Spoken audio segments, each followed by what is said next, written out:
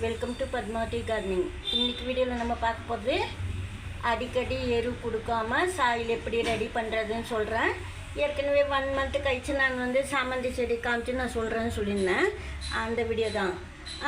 இப்போ அந்த செடி வச்சு தான் நான் உங்களுக்கு வீடியோ பண்ணுறேன் பாருங்கள். இப்போ இந்த செடி எருவே கொடுக்கல, 1 மந்த் ஆயிடுச்சு. 1 மந்த்துக்கு அப்புறம் நான் சொல்கிறேன்னு சொல்லியிருந்தேன். இந்த செடி காமிக்கும்போது எதுக்காகன்னா, நீங்கள் அடிக்கடி எருவெல்லாம் கொடுக்க தேவையில்ல. ஒரு வாட்டி எரு போட்டு செடி நட்டாலே நிறைய அடிக்கடி நீங்கள் நிறைய எரு கொடுக்க தேவையில்ல, ஒரே டைமுக்கு எரு கொடுத்துடலாம். அது எப்படின்னு சொல்லிட்டு சொல்கிறேன். இந்த செடிங்கெல்லாம் நம்ம வளர்க்குறோம். இந்த சாமந்தி செடியெல்லாம் ஏற்கனவே கம்போஸ்ட் மண் இதெல்லாம் கலந்து தான் நம்ம செடி நடுவோம். இப்போது சாயில் கலந்துட்டு நட்டதுக்கப்புறமா ஒரு 20 டேஸோ இல்லை 30 டேஸ் கழிச்சு நம்ம எரு கொடுப்போம். இல்லை 1 வீக் ஒன்ஸு லிக்விட் ஃபெர்டிலைசர் கொடுப்போம். அது போல் அடிக்கடி கொடுக்காம ஒரு லிக்விட் ஃபெர்டிலைசர் சொல்லிவிட்டு அதுக்கப்புறம் மண்ணில் கூட எப்படி ரெடி பண்ணுறதுன்னு சொல்கிறேன். இது அடுப்பு கறி. அதாவது அடுப்பு கறின்னா இந்த மரம் கொடி செடியெல்லாம் காஞ்சி போயிருக்கோம். அந்த கிளைங்கெல்லாம் அதெல்லாம் போட்டு நான் கொளுத்திட்டு கறித்தூள் ரெடி பண்ணி வச்சுருந்தேன் பாருங்கள். இது இப்போ கறித்தூளெல்லாம் இதில் அதிகமாக இல்லை, சாம்பல் தான் இருக்குது அதில் இருக்கிறது. நான் எதுக்கு சொல்கிறேன்னா, இப்போ அதாவது சின்ன சின்ன இது போல் பீசஸ்லாம் நான் கட் பண்ணி அதுலேருந்து எடுத்துகிட்டு சின்ன சின்னதாக கட் பண்ணிவிட்டு கறி பீசஸ் இந்த சாயலுக்குள்ளே நான் சேர்த்துட்டேன். எப்போவுமே கொளுத்துட்டு நீங்கள் இது போல் மரம் குச்செல்லாம் காய வச்சுட்டு கொளுத்திட்டு இது போல் மண்ணில் கலந்து நட்டுடலாம். ரொம்ப நல்லாயிருக்கும். அதாவது அடிக்கடி கொடுக்க தேவையில்ல. இது சார்கோல் சொல்லுவாங்க. சார்கோல் யூஸ் பண்ணும்போது நீங்கள் ஃபெர்டிலைசர்லாம் அடிக்கடி கொடுக்க தேவையில்ல, ஒரு வாட்டி கொடுத்தாலே போதும். சாயலுக்குள்ளே நட்டதுக்கப்புறமா சொல்கிறேன். நான் நடும்போதே நீங்கள் ரெடி பண்ணி வச்சுட்டு நட்டுருங்க. எப்படின்னாக்கா, நீங்கள் மணல் எடுத்துக்கிறீங்க, இல்லை மணல் மட்டுமே கூட எடுத்துக்கலாம்.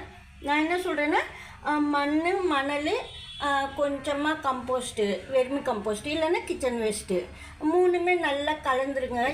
இப்போது நீங்கள் எந்த தொட்டியில் நடுறீங்களோ அந்த தொட்டிக்கு 3 பாகமாக ஒவ்வொரு பங்கு எல்லாமே போடணும். மணல் ஒரு பங்கு, செம்மண் ஒரு பங்கு, ஒரு பங்கு கம்போஸ்ட்டு. அது போல் நீங்கள் கலந்துக்கலாம். அந்த வெஜிடபிள் கம்போஸ்ட்டு கூடவே வேறு ஏதாவது சேர்க்கலாமன்னா நீங்கள் சேர்த்துக்கலாம். இந்த என்பிகே கிரானுவல்ஸ் அது போலலாம் இருந்தால் நீங்கள் சேர்த்துக்கலாம். இல்லைனாக்கா பவுட்ரு ஃபார்மில் கூட நீங்கள் வச்சுருப்பீங்க, அதெல்லாம் கூட போட்டுக்கலாம். ஒன்றும் செய்யாது, ஏன்னா ரொம்ப கொடுக்கூடாது. இது போல் கறி ரெடி பண்ணிவிட்டு அடுப்பு கறி அந்த கறியும் கொஞ்சம் சேர்த்துக்கணும். அதாவது இப்போ நம்ம இதெல்லாம் சேர்க்குறோம், அதுவும் ஒரு பங்கு சேர்த்துக்கணும். நீங்கள் இப்போ எல்லாமே ஒவ்வொரு பங்குன்னு சொல்லியிருக்கிறேன். சார்கோலும் 1 கப்பு.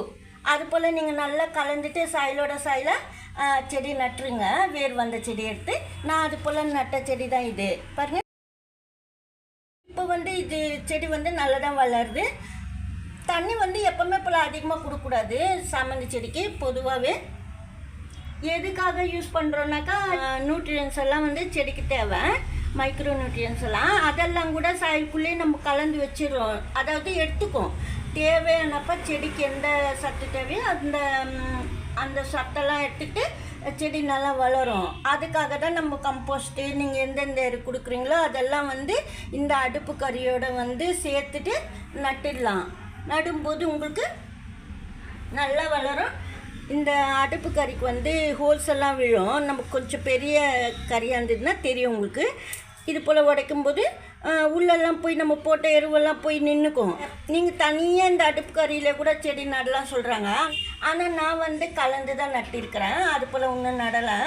அது போல் அந்த கறியில் நம்ம போட்ட எருவெல்லாம் போய் ஒட்டிக்கிட்டு உள்ளே பிடிச்சி வச்சுக்கோம். நம்ம தேவையானப்போ நம்ம தண்ணி விடும்போது செடி ஏற்றுக்கும். அதாவது அந்த வேர் பகுதியில் சொல்கிறேன் நான். அப்போ நல்லா வளரும் பிளான்ட். அடிக்கடி எருவெல்லாம் கொடுக்க தேவையில்ல.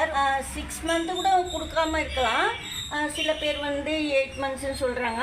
ஆனால் நான் நம்ம எப்போவுமே ஒருத்தர் சொல்கிறாங்கனாக்கா, நம்ம அதை நம்ம ஃபஸ்ட்டு ட்ரை பண்ணிவிட்டு எத்தனை நாள் கழிச்சு நம்ம எரு கொடுக்கலாம், எந்தெந்த அளவில் சேர்த்தா செடி நல்லாயிருக்கு, அதெல்லாம் நம்ம பார்த்து தான் சொல்ல முடியும். இது போல் சாமந்தி தான் இல்லை, ரோஜா செடி கூட நட்டுக்கலாம். இந்த மெத்தட்லலாம் சொல்கிறேன். ரோஜா செடி, மல்லி செடி, எல்லாம் செடிக்கும் நம்ம நட்டுக்கலாம் இந்த மெத்தடில்.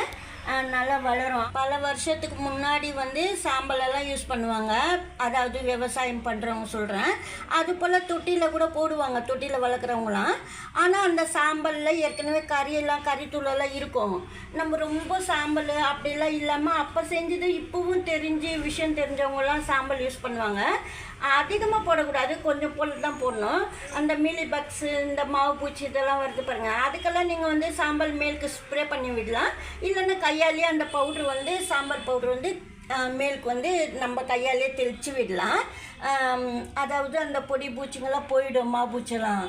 ஆனால் நான் என்ன சொல்கிறேன்னா, வெறும் அடுப்பு கறியே இல்லாமல் சாம்பல் இருக்கிறப்போலையும் ரெடி பண்ணிக்கிங்க, அடுப்பு கறி இருக்கிறப்போலையும் ரெடி பண்ணிக்கிங்க. ரெண்டுமே சேர்ந்தாப்போல தான் நான் நட்டு வச்சுருக்கிறேன். இந்த மணல் கம்போஸ்டில் வெறும் சார்கோல்லே நான் நடப்புறேன் கலந்துட்டேன்னா அப்படியும் செய்யலாம். நம்ம வந்து எப்படி வேணுமோ அப்படி நம்ம நட்டுக்கலாம். இருந்தாலும் வந்து கொஞ்சம் நான் சாம்பல் இருக்கிறப்போல் தான் நான் போட்டேன், தனியாக சார்கோல் இல்லாமல் சொல்கிறேன்.